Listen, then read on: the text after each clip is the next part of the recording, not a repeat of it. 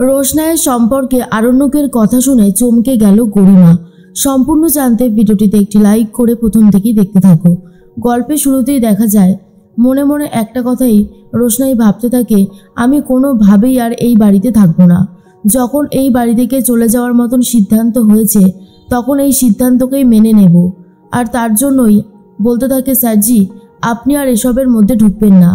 আপনি এসবের মধ্যে ঢুকলে ব্যাপারটা আরও বেশি জটিল হয়ে যাবে, সেই জন্যই আমি আপনাকে বারণ করছি। আরণ্যক তখন বলে, কি বারণ করছো তুমি, কি বারণ করছো? আচ্ছা রোশনাই, তুমি কি একটা কথা কোনোভাবে বুঝতে পারছো না? যেটা তুমি করছো সেটা অন্যায় করছো। তুমি এইভাবে রাজীবকে ঠকাতে পারো না। রাজীব তোমাকে ভালোবাসে। রোশনাই তখন বলে, আপনি বা এসবের মধ্যে কেন ঢুকছেন? আপনার এই ঢোকাটা আমি কোনোভাবেই মেনে নিতে পারছি না। দয়া করে আপনি আর এসবের মধ্যে নাক গলাবেন না। আপনি শুধু নিজের বিষয়টাই ভাবুন। আরণ্যক তখন বলে, আচ্ছা আমি যদি আমার বিষয়টাই ভাবতাম তাহলে কি তোমাকে ওইখান থেকে এখানে নিয়ে আসতে পারতাম? আমি তোমার জন্য ভেবেছিলাম বলেই আজকের দিনটা তুমি দেখতে পেয়েছো। রোশনাই, যেটা হচ্ছে সেটা ঠিক হচ্ছে না। আমি তোমার জন্য অনেক ভালো একটা সম্বন্ধ নিয়ে আসবো দরকার পড়লে, কিন্তু তুমি ওই বুড়োটাকে বিয়ে করো না। ওনাকে বিয়ে করলে তুমি জীবনে কিন্তু কিচ্ছু করতে পারবে না। তোমার জীবনের সমস্ত স্বপ্ন একেবারে নষ্ট হয়ে যাবে। তুমি আমার কথাটা বুঝতে পেরেছো তো? রোশনাই তখন বলে, দেখুন স্যারজি, আমি আপনার কথা বুঝতে পারলেও আমার কিছু করার নেই। আপনাদের বাড়িতে আর কতদিনই বা এভাবে থাকবো? আমি এখান থেকে দূরে চলে যেতে চাই, অনেক দূরে। আমি আর এসবে থাকতে চাই না। দয়া করে আপনি আমাকে আর আটকাবেন না। মনে মনে রোশনাই ভাবে, স্যারজি যত যাই বলুক না কেন আমি আর এখানে থাকবো না, এখান থেকে অনেক দূরে চলে যাব। তখনই আরণ্যক মনে মনে ভাবে, যেটা হচ্ছে সেটা ভালো হচ্ছে না। এত বার করে বলা সত্ত্বেও রোশনাই নিজের সিদ্ধান্তের ওপরেই দাঁড়িয়ে রয়েছে। এটা আমি বুঝতে পারছি না কেন এরকমটা হচ্ছে। অন্যদিকে মনে মনে আরণ্যক ভাবে যে রোশনাইকে আমি কিছুতেই অন্য কারোর বউ হতে দেব না।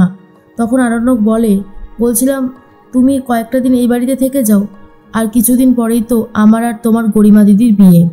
গরিমা তো তোমার দিদি হয়, দিদির বিয়েতে তো তুমি থাকতেই পারো, তাই না? রোশনাই তখন বলে, আপনি যে বলেছেন এটাতেই আমি অনেক খুশি, কিন্তু সত্যি কি তেমনটা হবে? তেমনটা হবারও নয়, সেটা আপনিও খুব ভালো মতন জানেন। তাই এসব ব্যাপারের মধ্যে আমাকে নাই বা টানলেন। তখনই আরণ্যক মনে মনে ভাবে যে রোশনাই যেভাবে শুরু করেছে ওকে আর কোনো কিছুতেই মনে হয় না আটকে রাখা যাবে। তার মধ্যেই বড়দির সাথে দেখা করতে আবারও চলে গেছে ছোটু। আর তখন ছোটু বলে, আসতে পারি ম্যাডাম? ম্যাডাম তখন বলে, হ্যাঁ আসুন, বলুন কি চাই। তখনই ছোটু বলে, আমি তো বইগুলো কবেই দিয়ে গিয়েছিলাম, আপনি তো কিছু জানালেন না, বললেন দুদিন বাদে আসতে, তাই আমি আপনার সাথে দেখা করতে এসেছি। অর্ডারটা দেবেন তো ম্যাডাম? তখনই বড়দি বলে, এই শুনুন, আপনি এত ব্যস্ত হয়ে যাচ্ছেন কেন? দয়া করে এত ব্যস্ত হবেন না। আশা করি আপনি আমার কথাটা বুঝতে পেরেছেন। তখনই ছোটু মনে মনে ভাবে, আজকে তো আমি অর্ডার নিয়েই যাব। অর্ডার না নিয়ে আমি কোনোভাবেই যাব না। যতই উনি রাগ করেন না কেন, আজ আমি আমার কেল্লাফাতে করে তবেই এখান থেকে বেরোবো। ছোটু তখন বলে, আসলে আমার বাড়িতে তো খুব অভাব, চারিদিকে অনেক দেনা হয়ে গেছি, দেনাগুলোও শোধ করতে হতো, কিন্তু এই মুহূর্তে দাঁড়িয়ে যে কি করব সেটাই বুঝে উঠতে পারছিলাম না। খুবই চিন্তার মধ্যে আছি।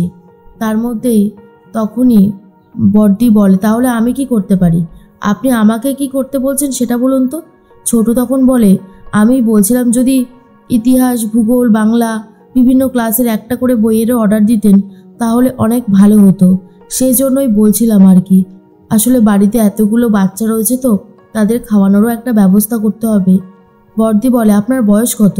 ছোটু তখন বলে, এই তো 41 বছর। কেন বলুন তো? বড়দি বলে, আপনি বিয়ে করেছেন কত বছরে? ছোটু তো বানিয়ে বানিয়ে মিথ্যে কথা বলছিল, এবারে কি করবে নিজেই বুঝে উঠতে পারছে না। ছোটু তখন বলে, আসলে আমার কি আর অত মনে আছে? দেবেন তো একটা বইয়ের অর্ডার, তার উপরে আবার এত জিজ্ঞাসা, বাপরে, আমি তো আর পারছি না সহ্য করতে। ঠিক তখনই বড়দি বলে, জিজ্ঞাসাবাদ করলে কি আপনার সমস্যা আছে? আপনি উত্তর দিচ্ছেন না কেন? তখনই ছোটু বলে, দিচ্ছি তো ম্যাডাম, আসলে আপনার সামনে আমি এতটাই নার্ভাস হয়ে যাচ্ছি যে আমি আপনাকে উত্তরগুলো দিতে পারছি না। খুব চিন্তার মধ্যে আছি বলতে পারেন। আর অন্যদিকে আরণ্যক বাড়ির সবার সামনে সবার সাথেই কথা বলতে থাকে আর বলে, আমি সবাইকে দেখিয়ে দিতে চাই আমাদের বাড়িতে কাজের মেয়েকেও কত ধুমধাম করে বিয়ে দেওয়া হয়। আমি অনেক আয়োজন করব। তখনই বড় মা বলে, বাদশা, যতদিন রোশনাই এই বাড়িতে ছিল আমি কোনোদিনও দেখিনি যে তুই ওকে কাজের মেয়ে বলছিস, তাহলে আজ কেন ওকে কাজের মেয়ে বলছিস? তখনই আরণ্যক বলে, বড় মা, আমার মনে হয় না আমি কিছু ভুল বলেছি।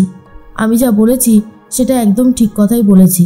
দেখো, আমরা তো অনেক কিছুই ভাবি, কিন্তু করতে পারি আর কতটুকু। তবে আমি রোশনাইয়ের বিয়েতে অনেক অনেক কিছু আয়োজন করব। গরিমা তখন বলে, আমার মা তো রোশনাইয়ের জন্য একটা ডায়মন্ড সেট কিনেছে। তখনই তনুশ্রী বলে, আমরা তো সবাই জানি যে সুরঙ্গমার মন কতটা বড়, আর ও যে ডায়মন্ডের সেট কিনেছে সেটা শুনে আমার ভালোও লাগছে।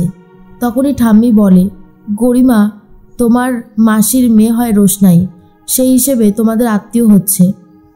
তোমার আত্মীয়র বিয়ে তোমার মা ভালো জিনিস দেবে এটা তো আশা করাই যায়, কিন্তু যেহেতু আমাদের ওপরে গোটা একটা বিয়ের দায়িত্ব রয়েছে, তাই বাদশা, আমি বলছি তুমি কিন্তু সেরকম কোনো বড়সড় আয়োজন করবে না। যতটুকু সাধ্যের মধ্যে পারবে ততটুকুই করবে, এর বেশি তুমি করতে যাবে না। আরণ্যক তখন বলে, না না ঠাম্মি, আমি সবটা বুঝে শুনেই করব, তুমি এত চিন্তা করো না। ভাবছি রোশনাই যেখানে কাজ করেছিল তাদেরকে বলবো, আমার কয়েকটা বন্ধুবান্ধবকে বলবো, এভাবেই শুরু হবে অনুষ্ঠান। এরপর গরিমা বলে, কেন তুমি অ্যাডভার্টাইজমেন্টের লোকগুলোকে কেনই বা বলতে যাবে? এটা কিন্তু বাড়াবাড়ি হচ্ছে। আর তাছাড়া অবিনাশজি শুনলাম উনি এসব পছন্দ করে না, ওনাদের বাড়ির মেয়েরা বেশি দূর লেখাপড়া করে না, আর ওনারা চায় না ওনাদের বাড়ির বউ এত কিছু করে বেড়াক। তুমি আশা করি বুঝতে পেরেছো। তখন আরণ্যক বলে, ওনারা চায় না তো আমি কি করব? এটা তো আমাদের বাড়ির অনুষ্ঠান, আমাদের বাড়ির অনুষ্ঠানে আমি কাকে কাকে ডাকবো আর কাকে কাকে ডাকবো না সেটা তো সম্পূর্ণ আমার ওপরেই ডিপেন্ড করছে, তাই না? গরিমা, উত্তর দিচ্ছ না কেন? এরপর গরিমা মনে মনে ভাবে, বাদশা আজকাল প্রচণ্ড বদলে গেছে, ওকে আর কিছু বলার মতো নেই। রোশনাই ভাবে, স্যারজি আমাকে আঘাত করার জন্যই হয়তো এই কথাগুলো বলছে, কিন্তু আমি আঘাত পাবো না, আমি শক্ত হয়ে দাঁড়িয়ে থাকবো। আরণ্যক তখন বলে, আমি তো বলেই দিলাম, যা বলার বলা হয়ে গেছে, এবারে সেরকমটাই হবে। রোশনাই, তুমি চিন্তা করো না, তোমার বিয়ের আয়োজন অনেক বড় করে হবে, আমি অনেক ধুমধাম করে তোমার বিয়ের ব্যবস্থা করছি, তুমি অনেক ভালো থাকবে। জাহ্নবী তখন বলে, বাদশা, এসবের কিন্তু কোনো দরকার ছিল না, এই মেয়েটাকে এত ধুমধাম করে বিয়ে দেওয়ার মতন কিছু হয়নি, এটা তোমার সম্পূর্ণ ভুল সিদ্ধান্ত। টাকা পয়সা তো অনেক কষ্ট করে ইনকাম করতে হয়, তুমি এইভাবে এই মেয়েটার পেছনে ওড়াবে? আরণ্যক তখন বলে, এইটুকু তো করতেই হবে, বাড়ির কাজের মেয়ে বলে কথা, ওর জন্য যদি আমি এইটুকু না করতে পারি তাহলে আমার নিজেরও খুব একটা ভালো লাগবে না।